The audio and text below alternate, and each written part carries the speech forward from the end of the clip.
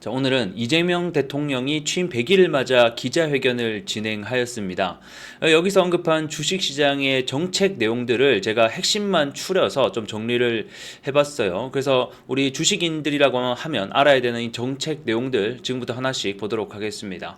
자, 가장 먼저 이 대주주 양도세 부분입니다. 처음에는 이 양도세 관련해서 어떻게 발언을 했냐면 주식을 포트로 보통 다 구성을 하기 때문에 한 종목당 50억까지 사는 사람은 없다라고 얘기를 하면서 굳이 50억까지 면제해줘야 돼? 라고 발언을 했어요.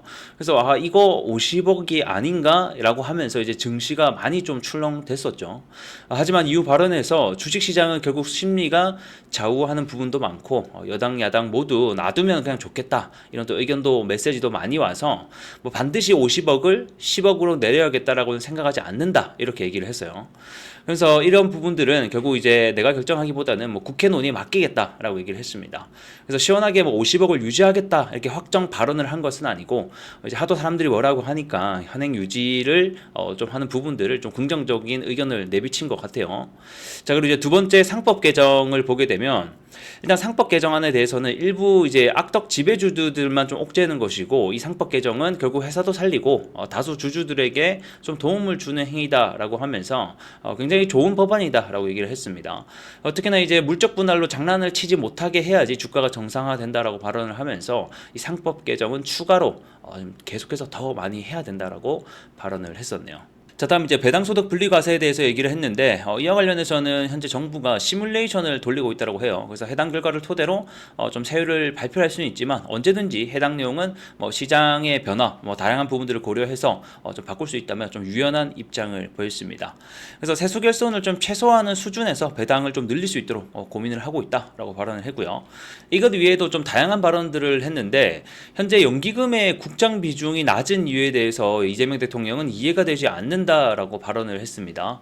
국민연금이 어떻게 설명을 했냐면 30년 후에 이제 저출생에 대한 인구 구조 변화 때문에 연금 지출이 이제 그만큼 많아지게 되겠고 그러면 만약에 국내 주식을 많이 들고 있으면 어쩔 수 없게 팔아야 하는데 그럼 이제 국내 증시가 폭락하게 되지 않겠냐 이렇게 좀 설명을 했다라고 해요.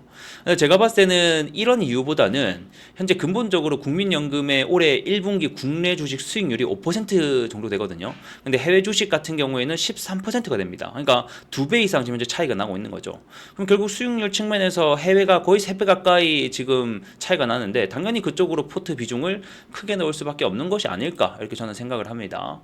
자, 그리고 이것 위에도 뭐 부동산에 쏠려 있는 국민의 그 자산 문제와 그 다음에 주식시장의 정상화를 또 강조를 했고요.